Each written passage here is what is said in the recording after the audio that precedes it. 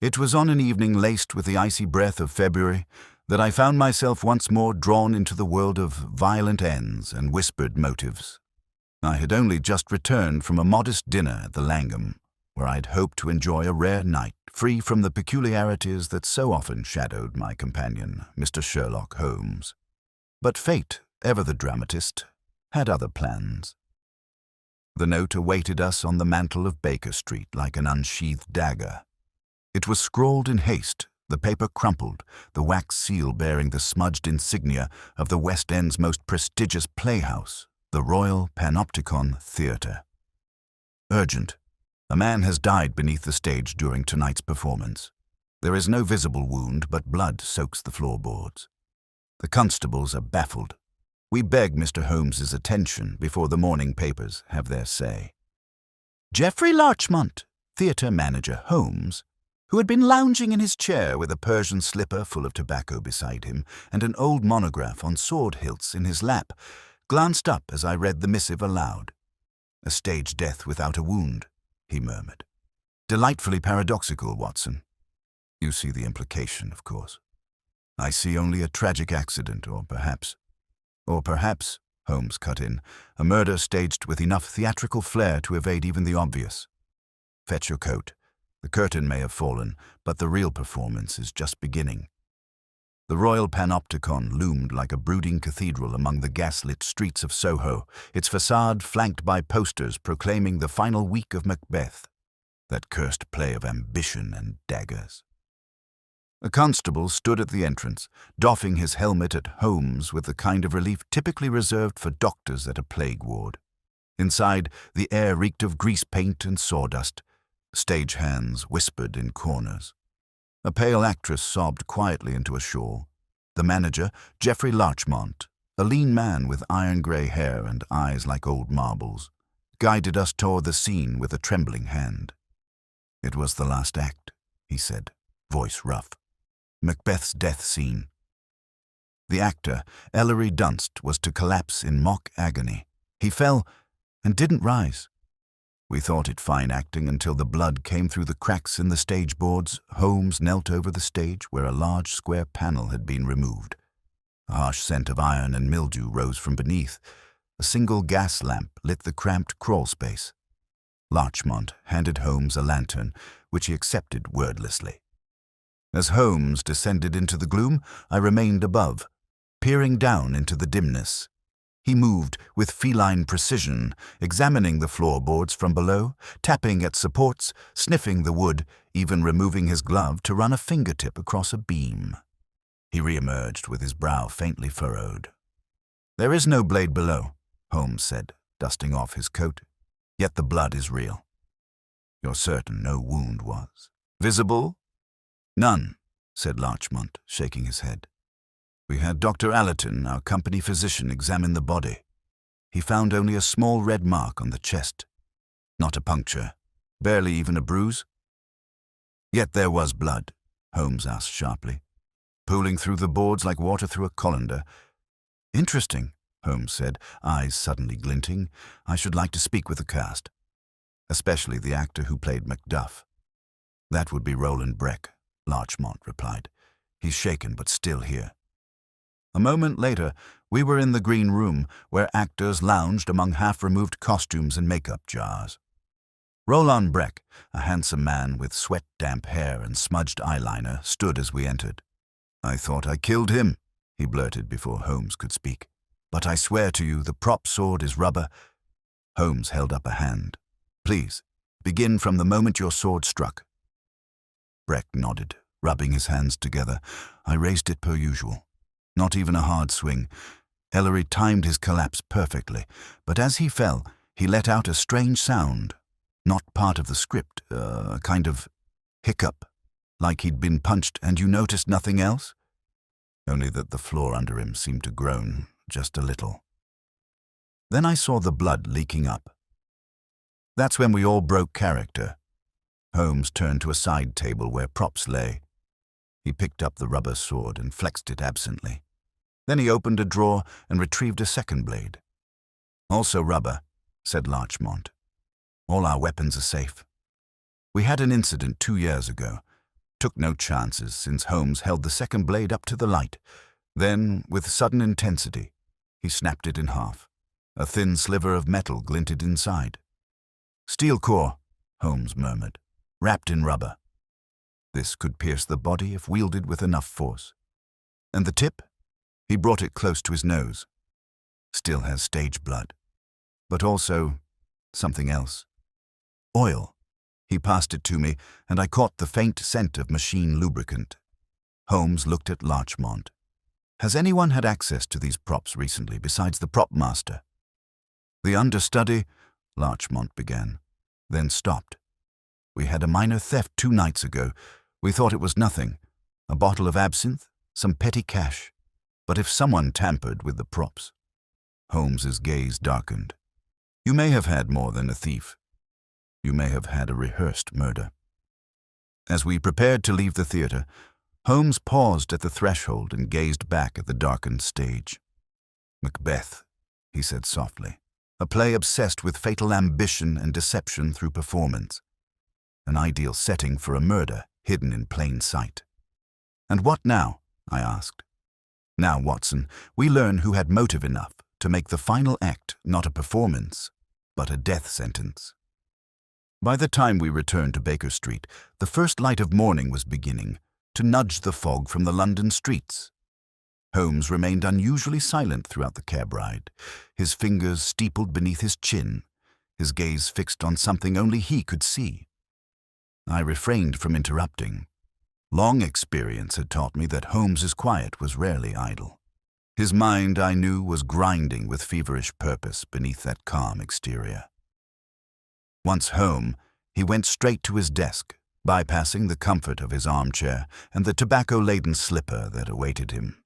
He retrieved a map of the theater and began annotating it, using a red pencil to mark the stage layout, prop room, and backstage corridors. I poured 2 cups of coffee and joined him, placing one beside the map. "The murderer," he said at last, "did not act on impulse. That much is now certain. You believe Ellery Dunst was deliberately killed." "I believe he was removed with extraordinary precision," Holmes replied. "Consider, Watson.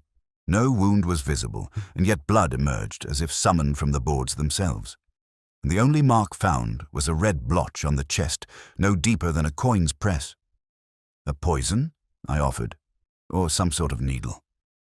Holmes gave a faint smile. "You are warm. But poison alone does not produce theatrical blood, nor groaning floorboards.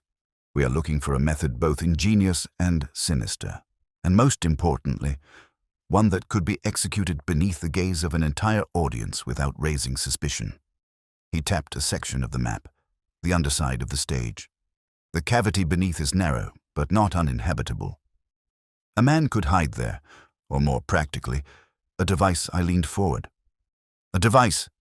A mechanism, set before the performance, silent, precise, triggered at the exact moment Macduff's sword made contact, not by Roland Breck, but by the victim himself. But Dunst would hardly kill himself on cue."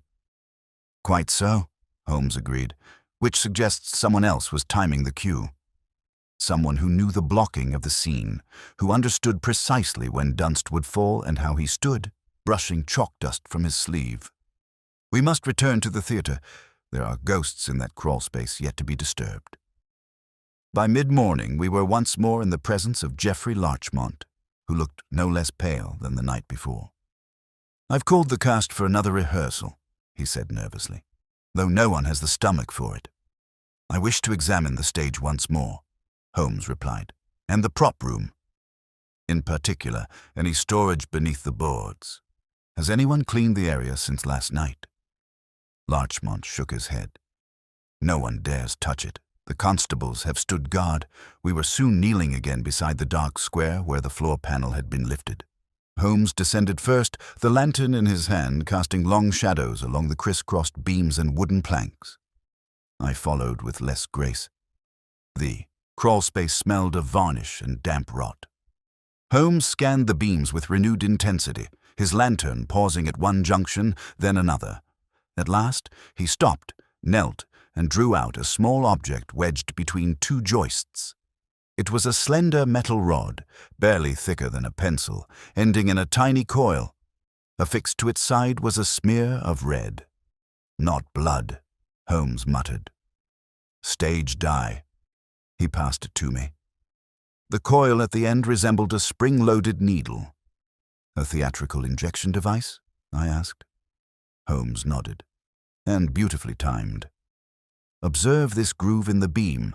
The mechanism was fastened to align with a specific floorboard when stepped upon with sufficient force." He demonstrated by pressing the loose plank above us with the tip of his cane. A click sounded, faint and exact. The spring is triggered. The needle fires upward through the crack in the wood. A quick puncture. No blade, no knife, yet just enough to introduce a toxin. "A toxin," I repeated, "of the sort that causes rapid hemorrhage or induces seizures. Will require analysis, of course, but I suspect something along the lines of hemlock mixed with an arterial irritant. The red liquid would have emerged from the mouth or nose, giving the illusion of internal trauma." He held up a finger. "And that, Watson, is why the pool of blood formed without a visible wound. The puncture was beneath the ribs, between two floating bones, concealed by clothing and barely visible unless one knew precisely where to look." "Diabolical," I murmured. "Diabolical and theatrical," Holmes said. "Which brings us to the question, who had the knowledge and access to construct such a thing? And the motive to use it?" Our next stop was the props room, tucked in a cramped annex behind the stage. Shelves overflowed with swords, shields, goblets, wigs, and false beards. The room smelled of glue, dust, and old grease paint. The prop master, a stooped man with thick spectacles named Mr. Beamish, greeted us nervously. "I've been here since sunrise," he stammered, "rechecking everything. The inspector said it might have been one of my pieces." "Do you construct your own devices?" Holmes asked, scanning the room. "Some, yes. But nothing like what you're describing, sir. I wouldn't know how to make a mechanism like that." "Springs and wires?" "No, sir. I mend costumes and make plaster skulls." Holmes tapped a thin metal pipe on a workbench. "Would anyone else have access?" Beamish hesitated. "Only the carpenters. And maybe the understudy, young Mr. Cyril Vane. He's good with tools, helps with sets, took engineering courses." He says Holmes' eyes gleamed. "And what is Mr. Vane's relation to the late Mr. Dunst?" "Why?" Beamish looked surprised. They shared the same role. Dunst was the lead. Vane was his understudy. Were they friendly? Beamish scratched his head. "Hard to say. Polite. Enough in public, but I once overheard Mr. Vane grumbling. Said Dunst was keeping him forever in the wings. Wanted to prove himself." Holmes nodded slowly, filing away the information like a ledger entry. "One last thing, Mr. Beamish. Where is Mr. Vane now?" "In the rehearsal hall, sir. They're reading lines." "Come, Watson," Holmes said briskly. "It's time we stepped into the wings ourselves." As we entered the rehearsal hall, the din of casual chatter died abruptly. The air turned thick with suspicion. Cyril Vane stood near the center, holding a script and looking very much the ambitious young actor. Tall, clean-cut, and slightly too confident for someone in mourning. Holmes approached him without hesitation. "Mr. Vane, may I have a word?" The young man blinked. "Certainly, sir." "About the performance?" "No," Holmes replied, his voice silken. "About the construction of murder." Cyril Vane met Holmes's gaze with a blend of confusion and brittle confidence. For an actor, his instinct for composure was keen. His voice steady, his posture straight, though his fingers gripped the script with just enough tension to betray him. He was in costume, still donning the dark cloak of Macduff, as though reluctant to step away from the role he had long lingered behind. "Construction of murder?" Vane repeated with a wry smile. "That's an unusual phrase, Mr. Holmes. Do you mean metaphorically or in earnest?" Holmes returned a cool half-smile. "Let us say theatrically for now. We've discovered a mechanical device beneath the stage, ingeniously placed, elegantly timed, and deadly in effect. It required not only theatrical knowledge, but a working understanding of mechanics. "I'm told you've studied engineering." Vane's mouth twitched at the corner, a flicker of something between pride and unease. "Yes, I've dabbled. I assisted in set design during my apprenticeship, but I hardly see what that has to do with poor Dunst's death." Holmes stepped closer. "Tell me, Mr. Vane, where were you precisely during the final scene of Macbeth last night?" "In the wings," Vane replied quickly. "Stage right. That's where I always stand. I was ready to step in if need be, but Ellery was never late to an entrance in his life." "Did you handle any of the props?" "No, that's Beamish's domain." Holmes tilted his head. "And had you noticed anything unusual during the scene? A sound, a movement, a malfunction in the floor?" Vane hesitated, glancing around as though seeking an ally among the cast. "There was a faint clicking noise just before Ellery collapsed. I thought it was part of the staging, perhaps a winch or pulley behind the flats." Holmes's expression did not change, but I noticed the smallest flicker in his eyes. A mental note filed away. "Of course," Vane added. "I was just as shocked as anyone." It was ghastly, seeing him fall like that, so sudden. I admired him, truly. He was a titan on the stage. "A titan with whom you shared a role," Holmes murmured. Vane stiffened. "Are you suggesting I had something to gain by his death?" Holmes raised a brow. "I merely note that ambition often treads closely behind tragedy, particularly in the theater." Before the conversation could continue, a sharp knock sounded at the door. Larchmont entered with a man in a bowler hat and a tired mustache. Inspector Alec Graves of Scotland Yard. We had crossed paths with Graves once before, in a case involving forged banknotes and a violinist with 3 names. He was methodical, unimaginative, and, to his credit, not easily offended by Holmes' habitual disdain. "Mr. Holmes," Graves said curtly, "I was informed you'd taken an interest in this affair." "Can't say I'm surprised," Holmes greeted him with a brief nod. "Inspector, I've already made progress." Graves gave a short laugh. "So I hear. Whisperings about contraptions under the stage and poisoned needles. I'd prefer hard facts to theatre gossip, if you don't mind."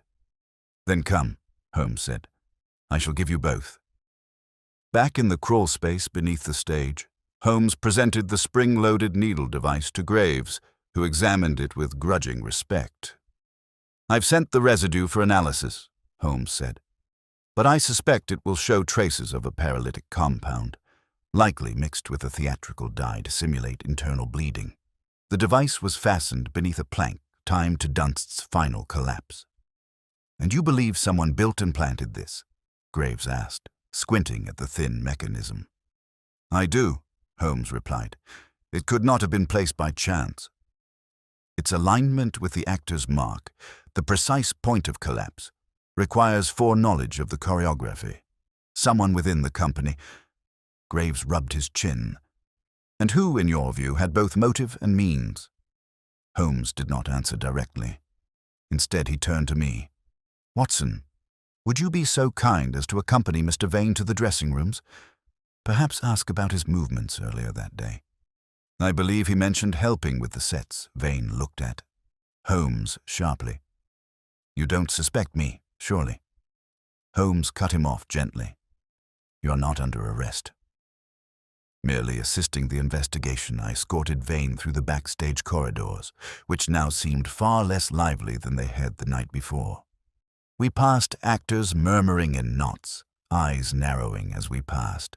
Even in a place devoted to illusion, the presence of death cast a peculiar chill. Inside Vane's dressing room, the air smelled of lavender oil and musty fabric. Costumes hung in careful rows. Vane sat on the small bench, drumming his fingers against his knee. "Do you truly believe I'm involved?" he asked suddenly. "I believe Mr. Holmes believes in evidence," I replied, "and that he follows its scent no matter where it leads." Vane gave a dry chuckle. "Then let it lead." I have nothing to hide. I asked him a few questions. Routine matters of timeline and access. He claimed he'd arrived at noon, checked his costume, and rehearsed lines in the balcony, before spending an hour assisting the set carpenter in adjusting a pulley system for a falling backdrop. It was innocuous enough. Yet the mention of backstage rigging triggered a thought. "Who else worked on that pulley?" I asked. "No one," Vane said. "Just me."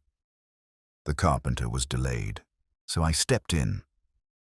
That single sentence struck me as important, though I could not yet say why. When I returned to Holmes, he was seated in the orchestra pit, speaking quietly with an older man dressed in dusty workman's garb. "Watson," Holmes said, gesturing me over, "this is Mr. Elwood, the senior carpenter." He confirms that Mr. Vane was alone with the rigging system the day before the performance. He also notes that a length of tension wire had gone missing. Elwood nodded. It was just a short coil, but sharp and springy. "We use it for quick releases," Holmes turned to me. "And Vane admits to having been alone with the rigging?" "He does," I said, brow furrowed. He seemed rather open about it. "As he should be," Holmes said. "The best lies are told plainly.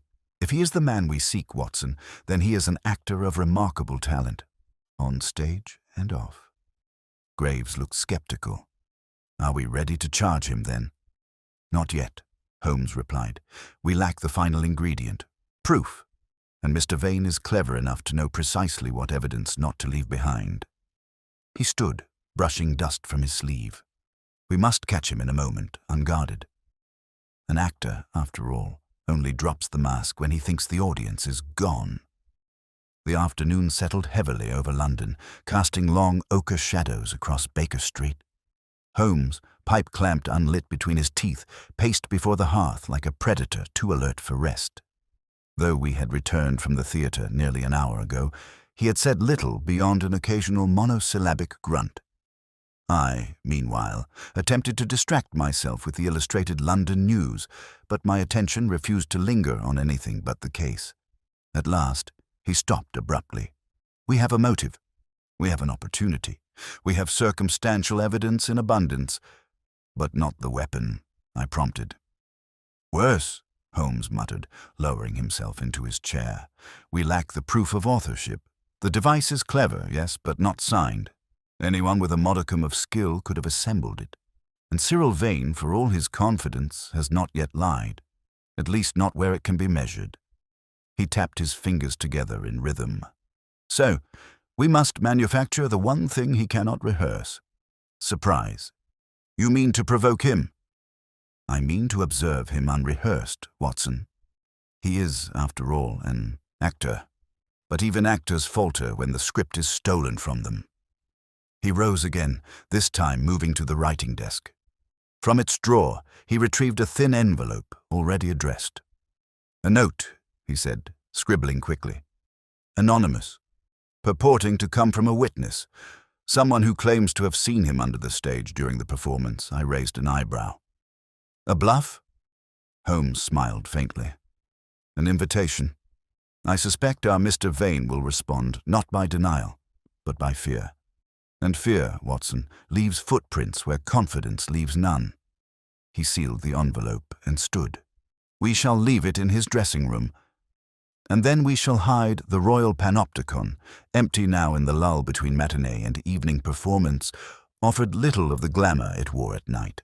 The corridors were hollow, the air filled with the ghosts of lines half-spoken. Only a few stagehands drifted about, hammering quietly or adjusting curtains. With Larchmont's hesitant permission, Holmes and I entered the dim recesses behind the dressing rooms. He chose a narrow service closet just across from Vane's chamber, a cramped, dust-filled space between old stage flats and broken props. From here, we could see the threshold of the dressing room through a sliver in the woodwork. Holmes held his watch. "We left the note precisely at 3:15. He will return soon. Observe, Watson. Let the man believe he is unseen." It took less than 10 minutes. Cyril Vane came striding down the corridor, head down, costume bag slung over his shoulder. He entered his room and shut the door behind him. Through the crack, we saw the faint light cast beneath. Moments passed in silence. Then the shadow froze. A rustle, the telltale flick of paper being opened. A pause, long, unbreathing, and then the unmistakable sound of the wardrobe creaking open. A thud. Rummaging. "He's searching," I whispered. "Not for the note," Holmes murmured, eyes gleaming, "for the means to destroy whatever he fears it reveals." More rustling. Then the door burst open, Vane now pale, sweating, glancing both directions down the corridor. Holmes stepped out like a judge from the bench. "Looking for someone, Mr. Vane?" Vane recoiled. His mouth opened, closed. The paper was still in his hand, crumpled. "I don't know what this is," he said hoarsely. "Some kind of joke?" "I assure you, nothing about murder is humorous," Holmes said coldly. "Who do you think wrote it?" "I have no idea," Vane muttered, but his hand trembled visibly. Holmes gestured toward the dressing room. "Shall we discuss this inside?"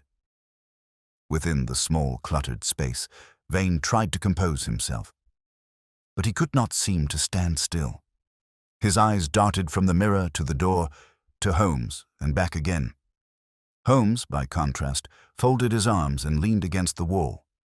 "Let me guess," Holmes said, voice even. "You thought perhaps it was the prop master, or a stagehand.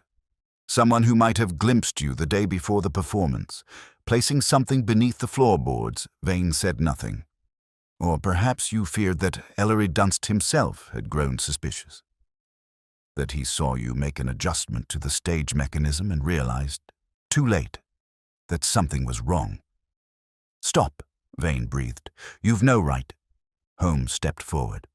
"No right? You murdered a man in front of 200 people and disguised it as theater. I have every right. I didn't mean to kill him." The words erupted before he could stop them. Silence. Vane froze. His hands dropped to his sides. Watson and I stood still. Holmes let the confession breathe, let it fill the room like smoke. Finally, the actor sank onto the small stool beside his vanity.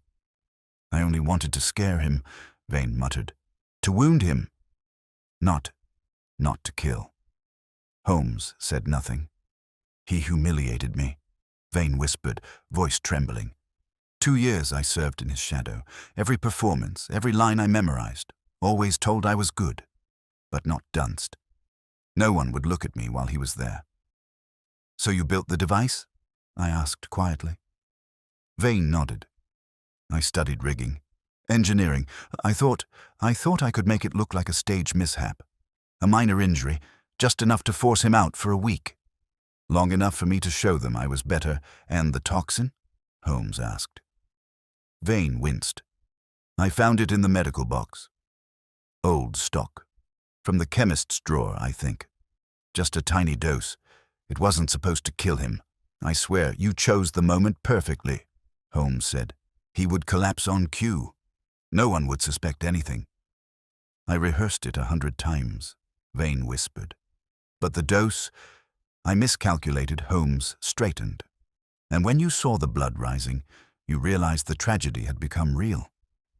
Vane looked up, eyes rimmed red. "It was never meant to end like that." There was a knock at the door. It was Inspector Graves, summoned by Holmes earlier by messenger. He entered, took one look at Vane's expression, and drew out his notebook. Holmes turned to him. "You'll find the device under the stage, and I expect a vial of the compound remains in the dressing room cabinet." Graves nodded and stepped forward to take Vane into custody. The young man did not resist. As the door shut behind them, Holmes remained still for a long moment. Then he walked to the vanity and glanced at the cracked reflection. "Theatre, Watson," he murmured, "is a mirror held up to life. But on rare occasions, it reflects something far more dangerous, ambition sharpened into murder." 2 days passed in unseasonable quiet. The fog lifted from the Thames, and even the soot-smudged windows of Baker Street caught the pale morning sun. Cyril Vane remained in custody, charged formally with manslaughter, though the newspapers, ever thirsty for spectacle, had already declared him a stage villain unmasked. Holmes, however, remained uncharacteristically discontent. He sat unmoving for long stretches, fingers steepled, gaze unfocused. At one point, he read through Vane's confession 5 times in succession without comment. Another morning, he asked me to recite every detail I could recall from the night at the theatre, then waved me off before I could reach the part about the rehearsal hall. "I do not trust it," he muttered at last on the 3rd day. "It is too convenient." "You mean the confession?" I asked, setting aside the Times. "I mean the narrative," Holmes replied. "The construction of it. Vane's guilt is real, yes. But the manner of the killing, the poison, the timing, the engineering, bears the hallmarks of a deeper orchestration." I frowned, but he admitted as much, Holmes. "You heard him? He built the device. He even named the compound he used. He admitted to fear," Holmes said, standing abruptly, "to resentment. But tell me, Watson, when a man intends only to injure, does he calculate the angle of collapse to such a degree? Does he rehearse it 100 times? No, my friend. He was taught how I stared at him. You think someone else was involved? I think someone else was behind it. Someone who made him believe the murder was his idea. That afternoon brought an unexpected visitor. Inspector Graves, his face unusually grave. "We searched Vane's belongings again," he said, lowering his voice. "We found this among a stack of old scripts. Folded twice, wedged in a copy of Othello." He handed Holmes a single sheet of fine parchment. Holmes read it once, then again, his mouth pressed into a hard line. "Watson," he said, passing me the page. It was handwritten in deep crimson ink, each line elegant and razor-sharp.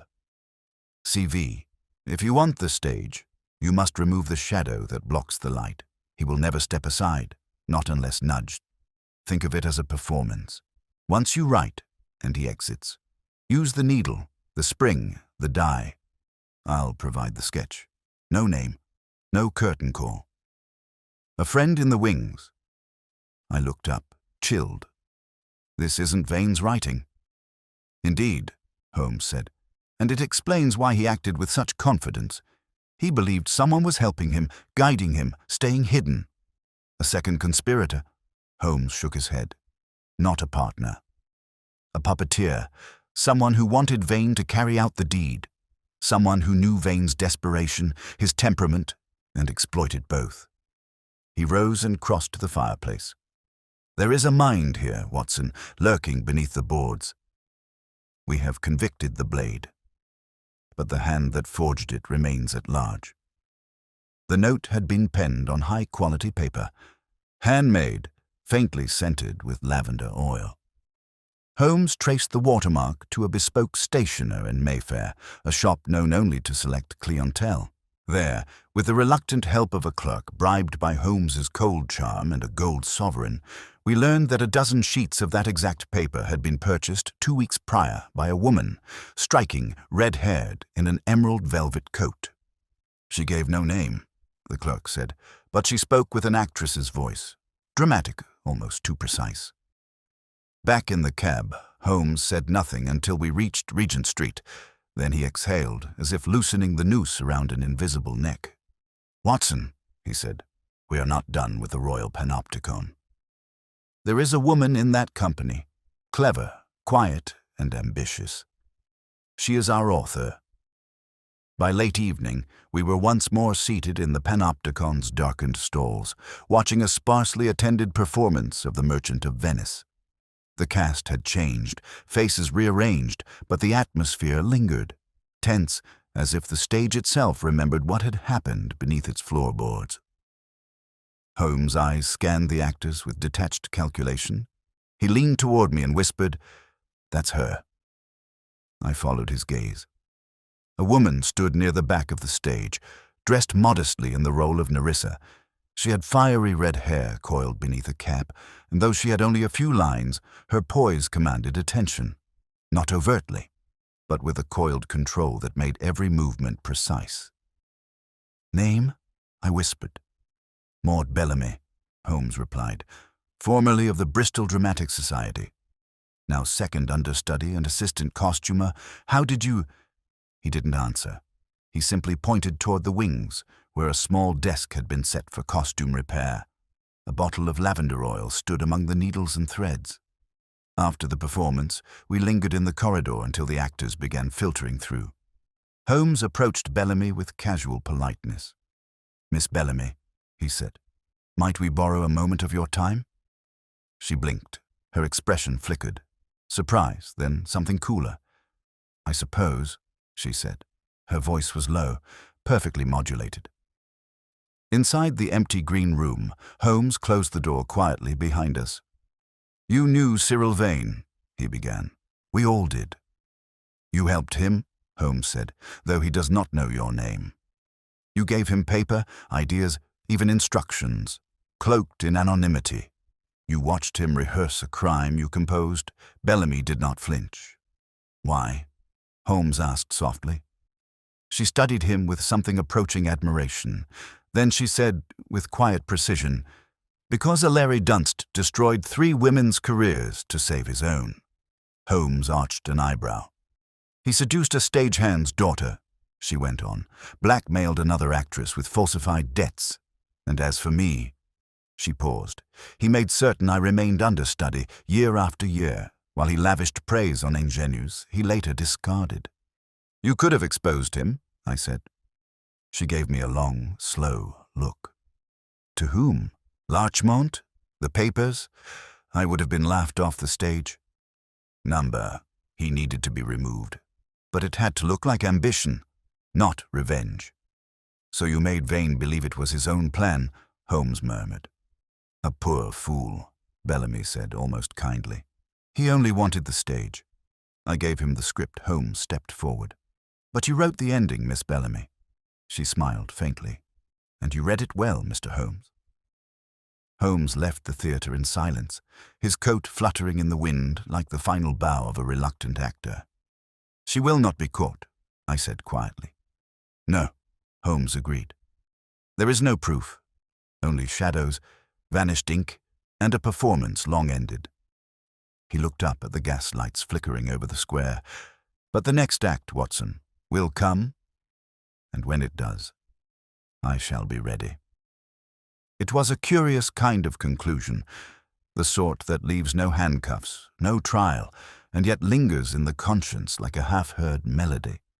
Cyril Vane awaited sentencing in a holding cell, and the world believed the curtain had fallen for good on the Panopticon murder. The audience had left, the orchestra silenced, the reviews already printed.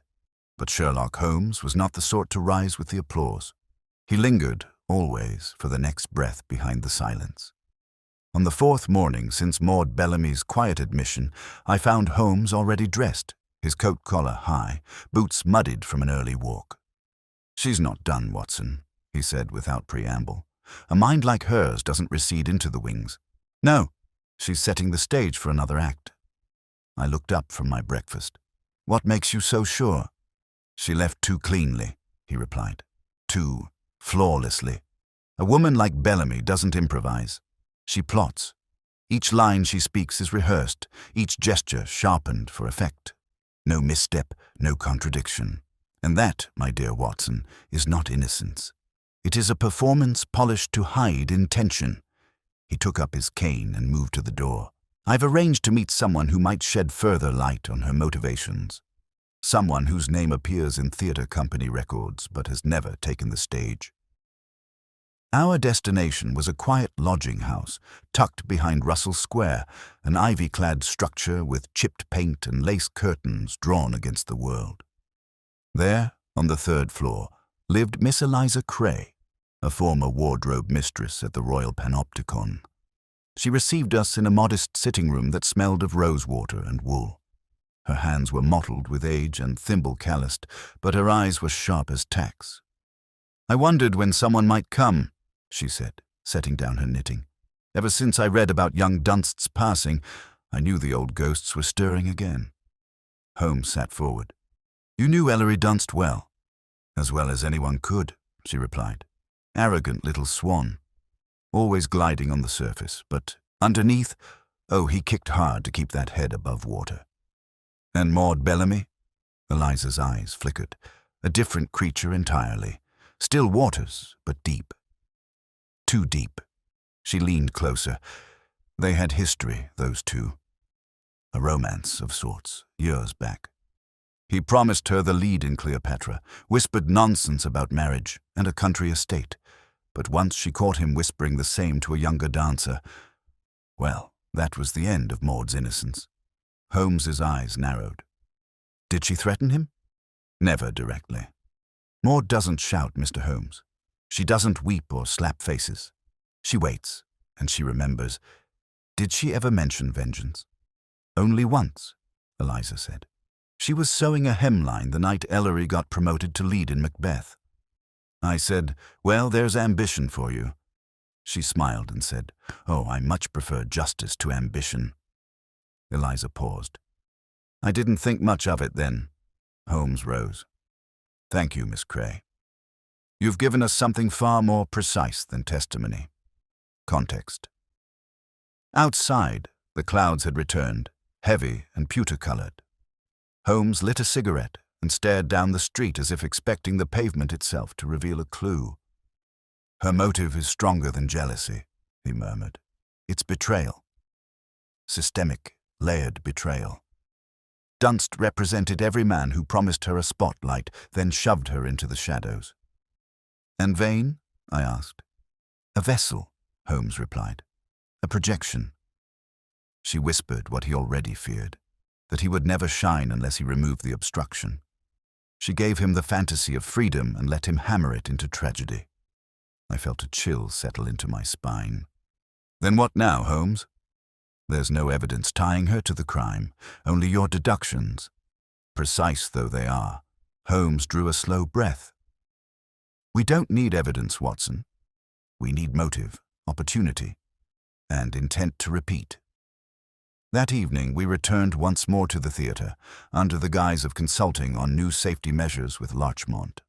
Holmes, however, had another goal entirely. As we passed the wardrobe rooms, Holmes nodded to me and turned down the narrow corridor toward the property master's office, now empty. He produced a copy of the red-inked letter, folded neatly in his pocket. This is our bait, he said. Miss Bellamy thinks it was destroyed. But tonight she will find another, placed exactly where she once left it. Inside Othello, he slid it into the script on Vane's shelf, replacing it so carefully it looked untouched. Actors, he said softly, are drawn to their own secrets like moths to a flame. If she finds it again, she'll destroy it. And if she tries to destroy it, we'll be watching. We took our positions in the service corridor once more, the same place we'd watched Vane unravel. The theatre was quieter than usual, the company subdued, rehearsing a new production with subdued energy. Bellamy passed through the hallway once, her expression unreadable, her movements as precise as always. And then, after nightfall, she returned. She did not look around. She moved like someone fetching a needle, casual and smooth. She opened the door to the dressing room, closed it, and vanished inside. Seconds passed. Then, through the crack, we saw her seated at the dressing table, Othello in hand. She opened the cover. Her breath caught, and then, with a calmness that chilled me, she tore the page in half, folded it, and moved toward the stove at the far end. Holmes opened the door before she could strike the match. She turned, perfectly still. "No curtain call this time, Miss Bellamy," he said gently. "This performance is over." What followed was not an arrest, not formally. But with Inspector Graves arriving within the hour, and Miss Bellamy finally cornered with half the incriminating note in her hand, her story could no longer hide behind artifice. She did not weep. She did not deny. She simply looked at Holmes and said, "Well done." Graves, ever the practical man, murmured something about conspiracy charges and manipulation of a known crime. And Maud Bellamy, once the quietest woman in the theatre, went willingly into the grey morning light. Back at Baker Street, Holmes stood at the window, the city beneath him now calm once more. "You are right," I said quietly. "It wasn't Vane's plan. He merely acted his part." Holmes nodded. "And she wrote the play." He turned to me. There are crimes, Watson, that wear masks, not of flesh, but of intent. They do not stab or shoot or scream. They whisper, and if we do not listen carefully, they pass through history unnoticed. He walked to the mantel, struck a match, and lit his pipe. But not this time. The formal closure of the case came the following morning with a brief knock at the door of 221B. Inspector Graves entered, his hat in hand and his manner unusually subdued. "She's not talking," he said without flourish. "Not about the note, not about the planning, not even about Vane. She's instructed a solicitor and intends to contest any suggestion of conspiracy. Claims the letter was merely a writing exercise." Holmes, who had been perched on the arm of his chair, gazing out the window, did not turn. "Of course she does," he murmured. "She's returned to the script." Graves frowned. "You're convinced she orchestrated the murder?" "I am," Holmes said, "but I am equally convinced that she will not hang for it." Graves sighed, rubbing his brow. "The courts may not care for hunches, Holmes. Even yours. Without her signature on that letter or corroborating testimony from Vane, who still insists the idea was his alone, we have only conjecture." "She counted on that," Holmes said. There was a long silence before Graves muttered a final, "Good day, gentlemen," and left us to the smoke and quiet. I sat across from Holmes, watching him. "You believe she'll vanish?" He finally looked at me. Not with frustration, but something softer, something almost like regret. "No," he said. "She'll stay. That is the cruel brilliance of it, Watson. She will remain on the stage, perhaps even rise through its ranks. The audience will cheer, unaware that behind the bow is a woman who once composed a murder with a bottle of ink and a broken heart." Over the following days, the story of the Panopticon murder drifted into the folds of the city's memory. The headlines turned to the Thames Dock scandal, to a visiting Russian noble, to the Queen's latest speech in Parliament. As always, London moved forward, untroubled by the subtler crimes that left no bodies in alleys or pistols in gloved hands. But Holmes was not content to let the matter dissolve. He began to research, not just Bellamy, but the theatre itself. He scoured playbills from the past decade, tracked obscure names in the margins of old programs. He questioned stagehands, tailors, former box office clerks. He paid a visit to the widow of a playwright who once fought to have Maud Bellamy cast in a role, only to have the theatre director mysteriously reverse the decision. Each thread seemed to pull at another. And as they converged, Holmes grew increasingly withdrawn. One evening, he summoned me with only 4 words: "Come to the Panopticon." It was late, well past the closing of the evening performance. Larchmont, though weary of our intrusions, had given us permission to enter, though he himself had long since gone home. The stage was bare now. No props, no scenery. Only the long velvet curtain pulled wide like the pages of an open book. Holmes stood at the center of the stage. He did not look at me when I arrived, only gestured toward the backdrop.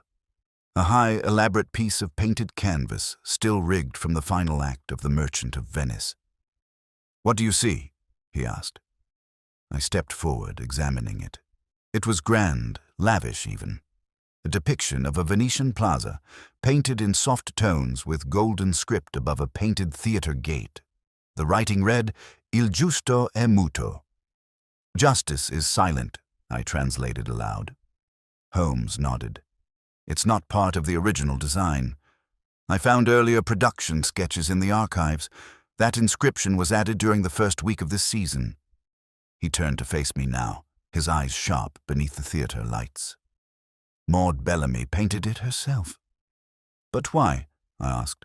"A personal motto." Holmes smiled thinly. "A signature." I stared at him. "It is her final flourish," he said. "Not a name in a margin, not initials in the corner, but a phrase, poetic, precise, embedded in the very scenery. A declaration, not to the audience, but to us, to you," I murmured. "To anyone who dares to follow the thread," he corrected. "It is both confession and shield. She's daring us to accuse her in public. To say, "Look, here is your murderer," pointing not to blood, but to brushstrokes. I shook my head slowly. "But it's meaningless in court." "Precisely," Holmes said. "It's theatrical, meant to haunt, not convict." He walked to the wings, lifting a coil of unused rope. "She sees herself not as a killer, Watson. Not in the crude sense. She sees herself as a playwright, and like any good playwright, she believes her work has meaning, that the world is better for her revisions." "And Ellery Dunst?" "A casualty in the edit." We left the panopticon in silence. I expected Holmes to light a cigarette, to speak of the futility of justice or the vanities of men. But he did not. Instead, back at Baker Street, he sat at his desk and opened a blank notebook. "I shall write it all down," he said. "Every word, every shadow. She may escape the courts, but not history." He began to write, slowly, carefully, as though transcribing not just a case, but a caution. A week later, a letter arrived. It bore no name, only a single sheet of thick, familiar paper. In the center, a line written in the same crimson ink. "The play is finished, Mr. Holmes. Until the next." There was no return address. Holmes read it, folded it once, and placed it in the back of his violin case. "I expect," he said quietly, "we've not seen the last of her." One does not often see Sherlock Holmes hesitate. Yet in the days that followed the receipt of that letter, the play is finished, Mr. Holmes. Until the next. He appeared not shaken, but slowed, not defeated, but distracted. He practiced the violin longer than usual, running through obscure Hungarian etudes with mechanical precision. He left the fireplace cold and refused even his usual evening pipe. I found the crimson note folded into a square and pressed between the pages of his personal casebook. Not out of sight, but sealed away, like something too potent to be examined openly. It was only on the fifth morning, as I poured my second cup of coffee, that he stirred from his chair and spoke. "She has returned to the theatre." "You think she will perform again?" I asked, startled. Holmes tapped a letter upon the table. This one not in crimson ink, but from a perfectly respectable publisher, the Savoy Theatre Gazette, no less. "Maud Bellamy is now cast as Lady Macbeth in a rival production beginning next fortnight, directed by Edwin Fleet, a man with more ambition than reputation, and recently funded by a mysterious benefactor with ties to a deceased theatrical patron. A patron who, incidentally, once withdrew sponsorship from Bellamy after Ellery Dunst maligned her character in a private letter." He met my gaze. "She's rewriting her own story, Watson. Not merely behind the curtain this time. On stage, I let the information settle. Then she hasn't finished." Holmes stood, paced, once, then stopped. "No," he said softly. "She has merely turned the page." We arrived at the Savoy under the pretense of reviewing seating arrangements for an upcoming charity gala. The management, flattered by Holmes's name and vague mentions of connections at Scotland Yard, permitted us a quiet tour before rehearsals resumed. The theatre was undergoing its final days of preparation, backdrops still drying in the wings, electricians perched on ladders adjusting spotlights, and costume designers scuttling about with lengths of silk and scarlet velvet. The atmosphere had the peculiar buzz of anticipation, the calm before a debut, or the silence before a storm. We were met in the foyer by Edwin Fleet himself, a wiry man with slicked hair and a voice trained to hold rooms far larger than the one we occupied. He welcomed us effusively, mentioning the unique challenge of producing Macbeth so soon after the Panopticon's ill-fated run. Yes, the tragedy," he said with a theatrical sigh. "Poor Dunst.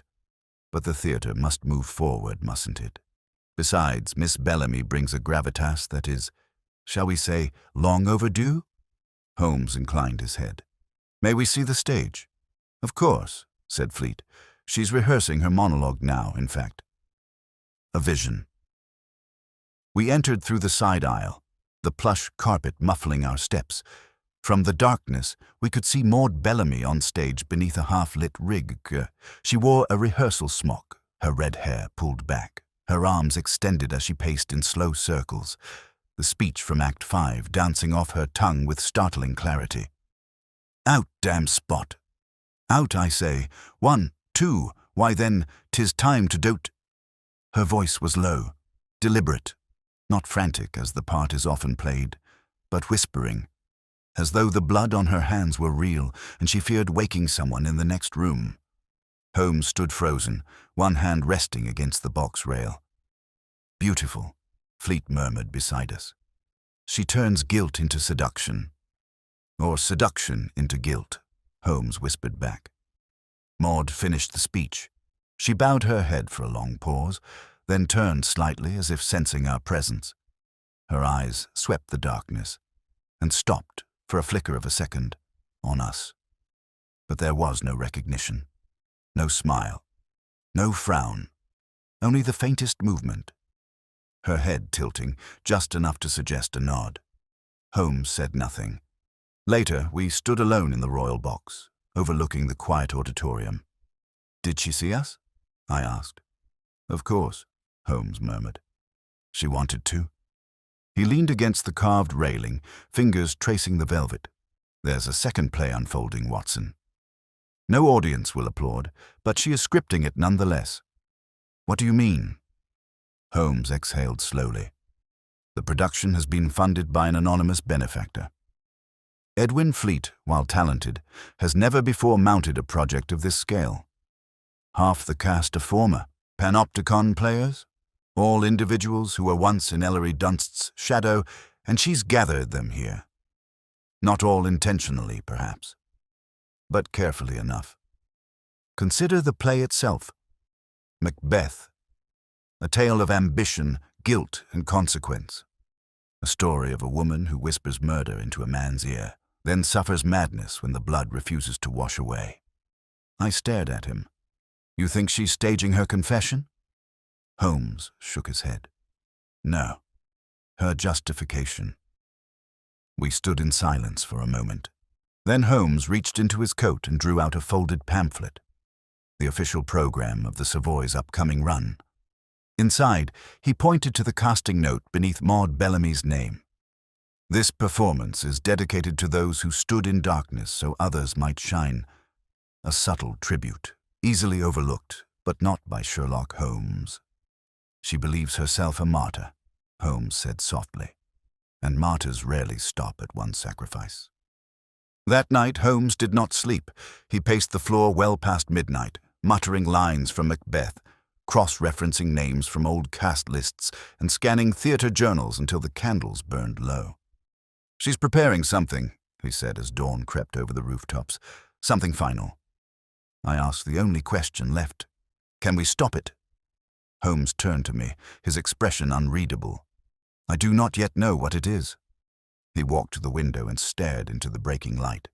"But I intend to learn." By the time we returned to the Savoy Theatre 2 days later, the scent of fresh varnish and oiled rigging had been replaced by the dry rustle of programs, the practiced coughs of ushers, and the nervous energy that always clings to a final dress rehearsal. The official debut of Macbeth was to be held the following night, but for Sherlock Holmes, this penultimate moment held more potential for revelation than any public performance could. "She will not risk improvising once the critics are present," Holmes said as we entered through the rear corridor. "Whatever she's planning, if she's planning anything at all, it will occur tonight." We took our seats in the dim hush of the balcony, unseen behind the brass rail and heavy velvet drape.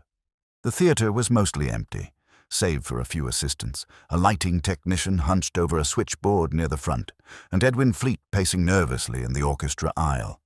On stage, the cast was already assembled, murmuring lines and adjusting cues. Maud Bellamy stood near the center, draped in the wine-red rehearsal gown that would serve as Lady Macbeth's costume. No crown, no dagger, but her bearing conveyed both. "She doesn't look like a woman hiding guilt," I whispered. "She wouldn't," Holmes murmured. "She would wear it like brocade." He leaned forward slightly, scanning the wings. "Watch the props table, Watson." I did. A long table, stage left, was set with the usual. accoutrements of tragedy, goblets, scrolls, a flickering candelabra, a small bowl of water, and 2 ceremonial daggers for the murder scene. "Those daggers are real?" I asked quietly. "Blunted," Holmes replied, "or so Fleet believes." The lights shifted. Fleet clapped his hands once. "Places, please." From Act 2, Scene 2. "Let's find the rhythm before tomorrow's blood is spilt." There was an almost imperceptible pause on that final word. Blood. Whether it was spoken intentionally or subconsciously, I could not say.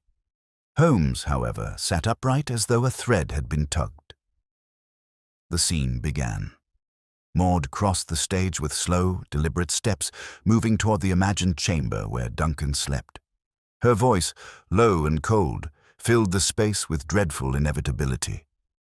Had he not resembled my father as he slept, I hadn't. The actor playing Macbeth followed, delivering his lines with appropriate torment, though beside Maud's steely quiet, his voice seemed to flutter like paper. The tension grew as the characters emerged from the bloody scene, metaphorical in most stagings, but here it was rendered with stage dye and an eerie pool of red light. Maud dipped her hands in the bowl of water, whispering the iconic line, "A little water clears us of this deed." Her hands trembled faintly, not enough for the audience to notice. But Holmes leaned forward. "She's shaking," he whispered. "Not from nerves." From adrenaline, he turned his gaze sharply toward the props table again, then toward the wings. "What is she planning?" I murmured. Holmes didn't answer. But he rose. "I'm going backstage," he said softly. "Stay here. Watch her face. If anything changes, even slightly, follow my lead." Without another word, he slipped into the aisle and vanished through the side exit. On stage, the rehearsal continued. The lines came faster now, as the rhythms of treachery and guilt played out beneath the lights. Bellamy was extraordinary. Her Lady Macbeth did not unravel with shrieks or madness, but with a kind of sorrow that stained the silence more than her voice ever could. And yet, as I watched her, I began to feel it too. Something was wrong. Not in the performance, but behind it, beneath it, as though a second play was unfolding, line by line, just beneath the surface. Maud's eyes flickered once toward the front row. She seemed to look at an empty seat. Her voice wavered, not as an actress, but as if caught off guard. And that's when Holmes returned. This time, not alone. He was followed by Inspector Graves and a uniformed constable, both keeping a discreet distance. Holmes didn't return to the balcony. Instead, he crossed slowly down the aisle and stood at the very edge of the orchestra pit. Fleet turned mid-scene. "Mr. Holmes?" he hissed. "What are you—" "Stop the rehearsal," Holmes said, loud enough to carry. The room froze. Maud Bellamy turned. Slowly, like a dancer pulled off her mark. Her voice was calm. "Is something the matter, Mr. Holmes?" Holmes didn't answer her directly. He walked to the props table, picked up one of the ceremonial daggers, and raised it to the light. Then, with a practiced movement, he sliced a strip of cloth from the edge of his own coat. The room gasped. "No blunt edge," Holmes said. "This dagger is real." Maud said nothing. Holmes turned toward the other actor, the man playing Macbeth. "How many times have you practiced the final scene?" "Twice," the man said uncertainly. "We block it again tonight." Holmes nodded. "And tomorrow, when you kneel beside her, when you cradle her body in the final scene, you do so with that dagger in your hand?" The man paled. Maud stepped forward. "That's not the correct dagger. It must have been mixed up." "No," Holmes said, turning to her. "It was switched. This morning. By you." She stared at him. "Why would I do that? To end the play your way?" Holmes' voice dropped, sharp as the blade. "You meant to die, Miss Bellamy. Not by madness or sleepwalking, but here, in front of a room of critics. The final act, the ultimate confession." She said nothing. Holmes stepped closer. "You left too many clues." The dedication, the replacement of the propeller, and this morning you ordered 2 costumes instead of 1.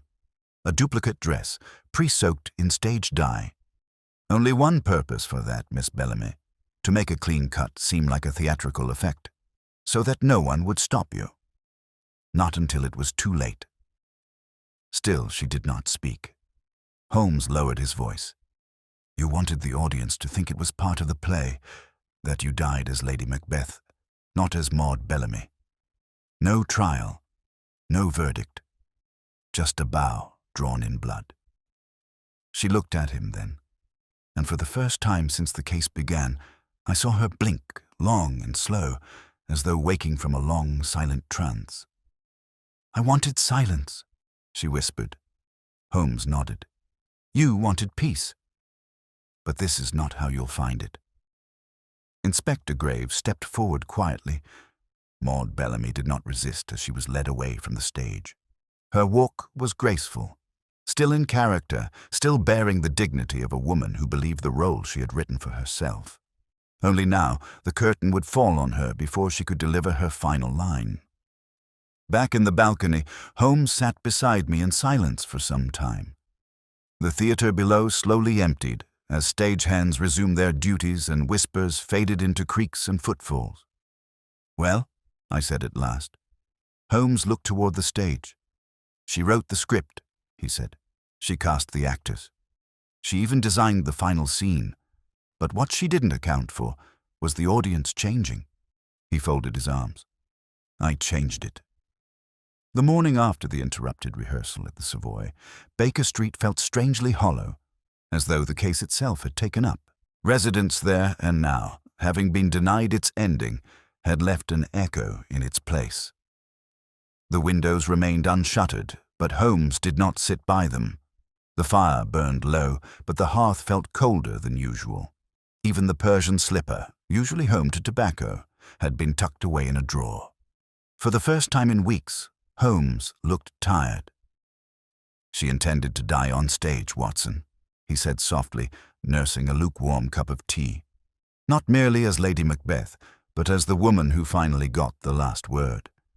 She knew she would never be legally convicted, but neither would she be remembered. She could tolerate one or the other, but not both.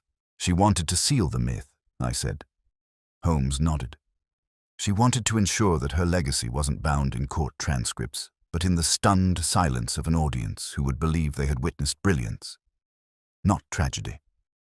We sat in silence for a moment. Have you heard from Graves? I asked. He sent a note this morning, Holmes replied, handing it to me. I read quickly. Bellamy refuses to speak further. No confession, no motive admitted. Claims the knife was a prop misplacement, nothing more.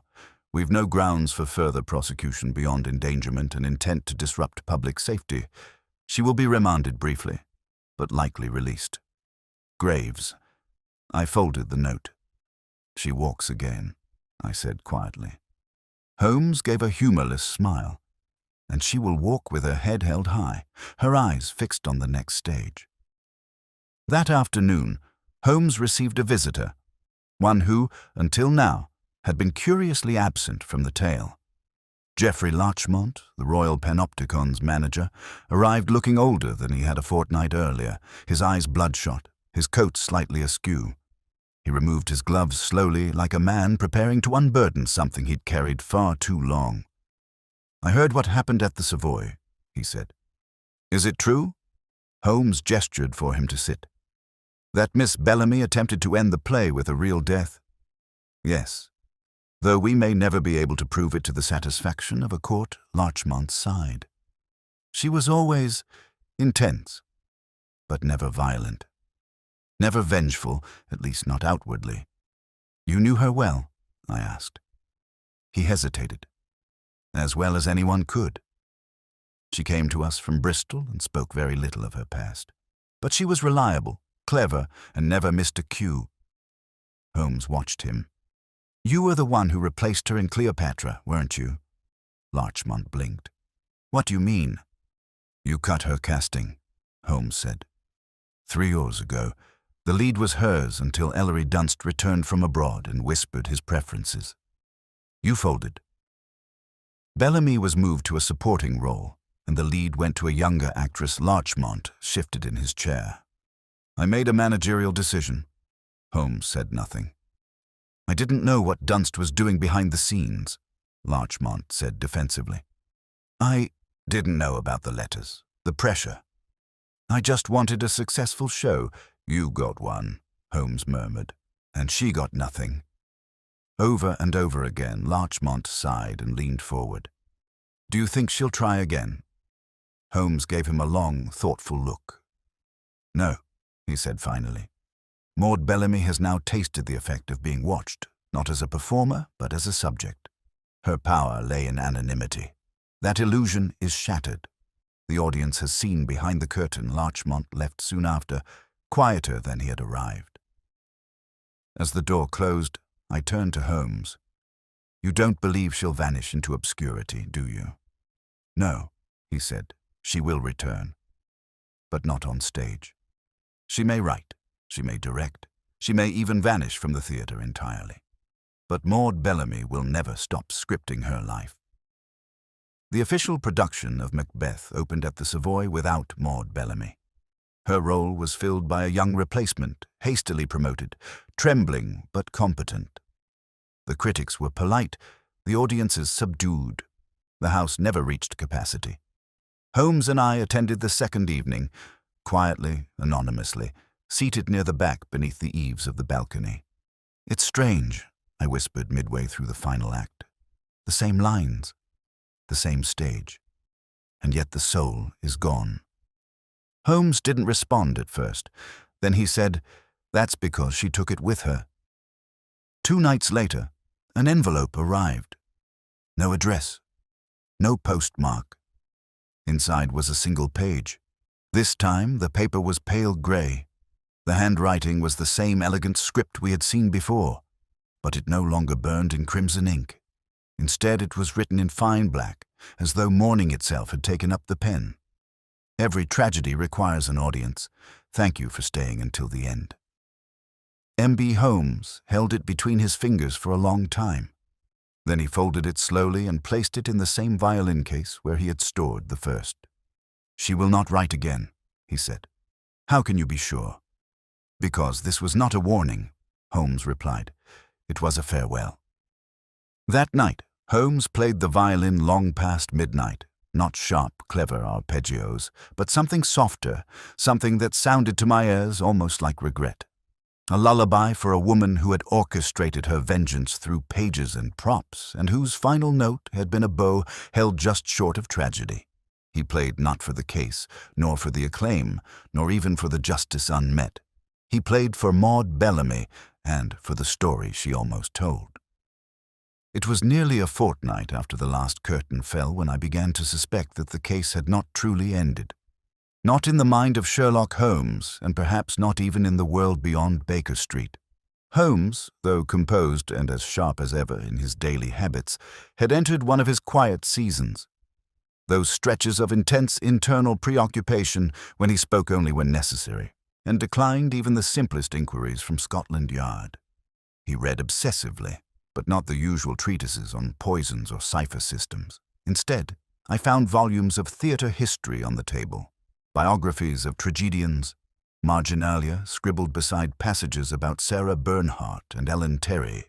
He was, in his own way, mourning, not the victim, not the would-be murderess, but the mystery refused to disappear entirely. One evening, as the lamplight flickered across the parlour, I asked him the question that had sat on the edge of my tongue since the final letter. Do you regret letting her go? Holmes did not look up from his violin. He held it loosely, not playing, just tracing the edge of its scroll with his thumb. There are times, he said, when justice and truth are not aligned. When the law's hand is too slow, too soft, or too blind to catch the shape of a shadow. In those moments, one must choose, chase the shadow, or let it pass. And you let it pass. I let it be seen, he corrected. That was the only justice possible. He stood then and crossed to the fireplace, staring down into the cooling coals. She played the world like a stage. But the audience no longer applauds. That is her punishment, Watson. The quiet. A few mornings later, an envelope arrived. It bore no dramatic seal, no scented parchment, only a modest hand in blue ink and the return address of a solicitor's office in Soho. Inside was a legal document, folded with careful precision. Holmes read it once, then again, more slowly. Then he handed it to me without a word. It was the last will and testament of one Maud Bellamy, drawn and signed the morning following her release from police questioning. The contents were brief. To the Royal Panopticon, she bequeathed a collection of theatrical manuscripts, anonymous essays, and costume designs, some dating back a decade. She requested they remain unpublished until her death. To Cyril Vane, she left a single envelope containing a letter meant to be read only when he believes he has been forgotten. And to Sherlock Holmes, she left the original script of Macbeth, annotated in her own hand, with one curious alteration. The final line of Lady Macbeth's sleepwalking scene had been crossed out and replaced. Where Shakespeare had written, "To bed, to bed, to bed," Maud had written in delicate ink, "At last the audience sleeps." Holmes kept the script, not in his files, but in the small cedar box where he placed only the most personal remnants of cases. The bullet from the Sign of Four, the photograph of Irene Adler, a piece of stained glass from the Abbey School affair. Now a stage note joined them. He said little about it, but I saw him glance toward the box from time to time, as though weighing something that could not be measured. It was not until several weeks later that the final piece of the case revealed itself, unasked and entirely by accident. I had stopped into Hatchard's to purchase a new copy of Boswell when I stumbled upon a slim volume tucked between two historical monographs. Its cover was unadorned. Its spine read only, "The Knife Beneath the Stage." A pseudonym was credited as the author, A.M. Deverell. Curious, I opened it. It was not a novel. It was a play. 5 acts, 1 location, a theater, its protagonist, an unnamed actress, passed over for every role, quietly sabotaged by those she trusts. The plot is eerily familiar. A murder staged as part of a performance, a final act meant to mirror the character's own demise. But in this version, the plan succeeds. The audience cheers, the curtain falls, and no one ever learns the truth. My stomach twisted as I flipped to the final page.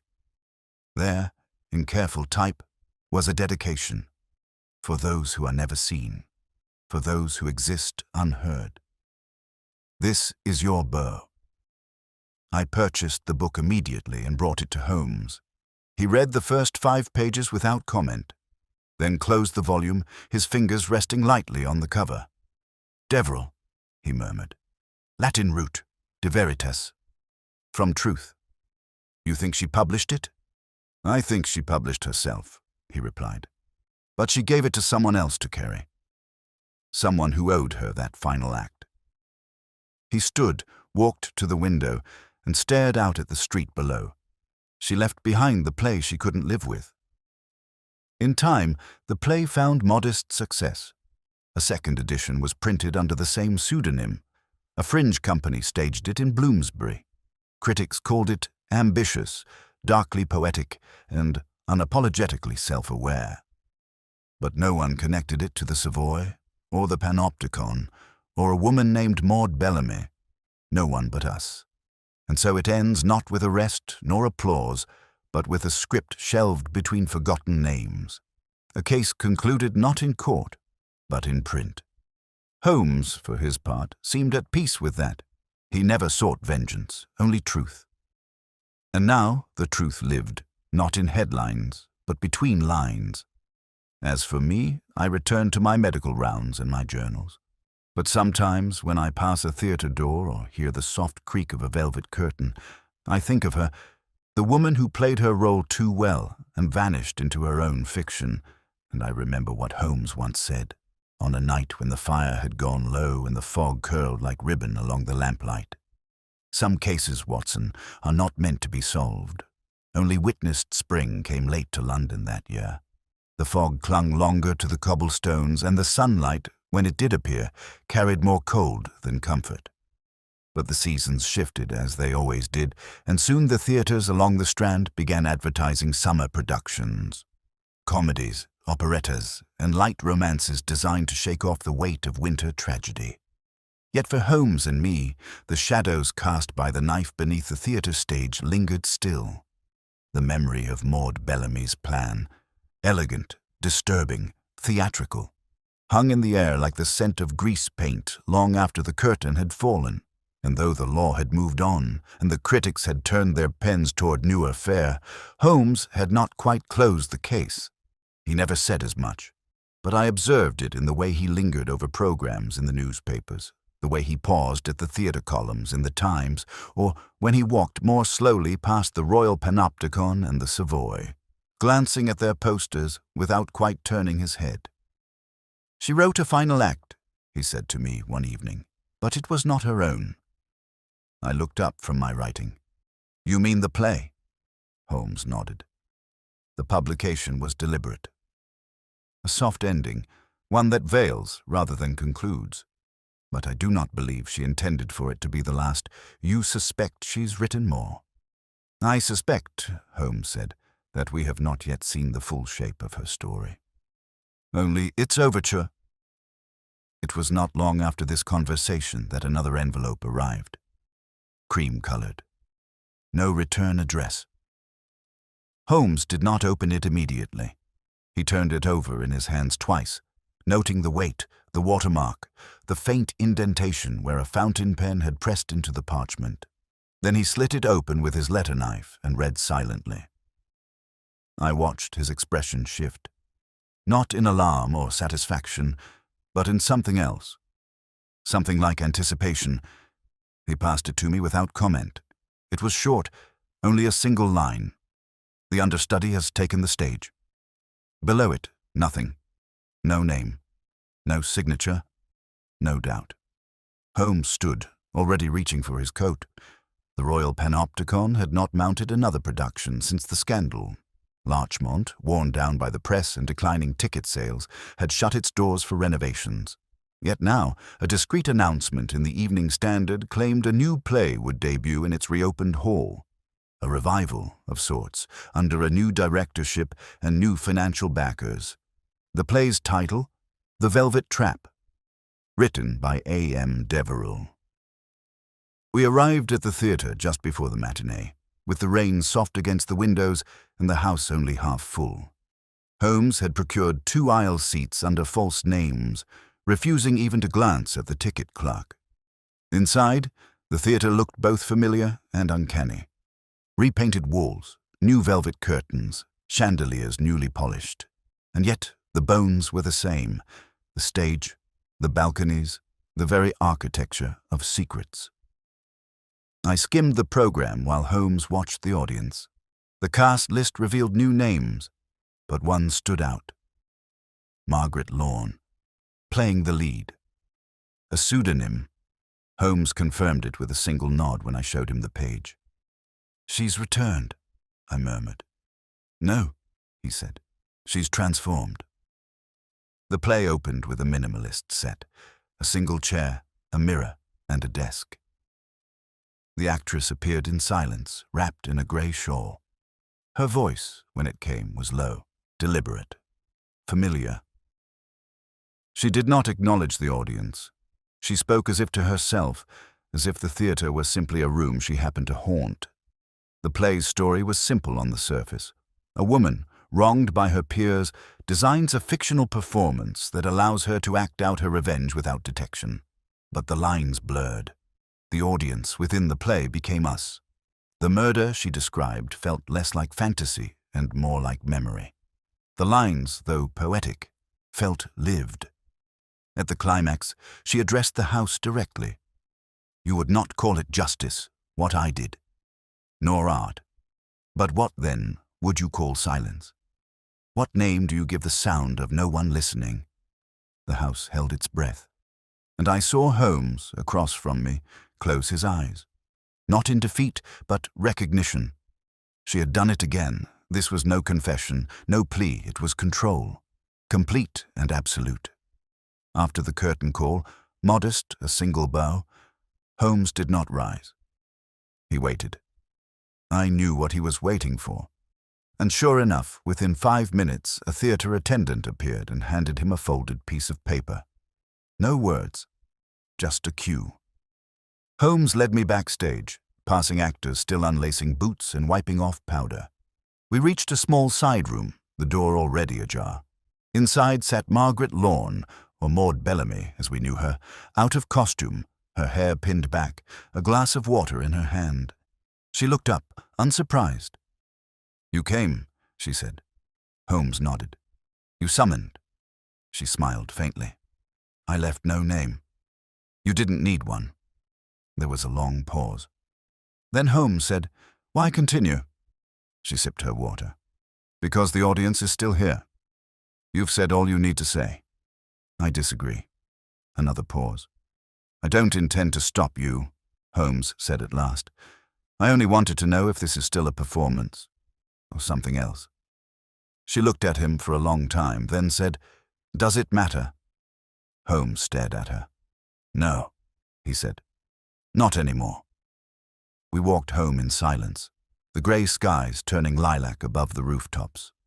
As we approached Baker Street, Holmes said quietly, "She will not be arrested, Watson." "Not now." "Not ever," I nodded.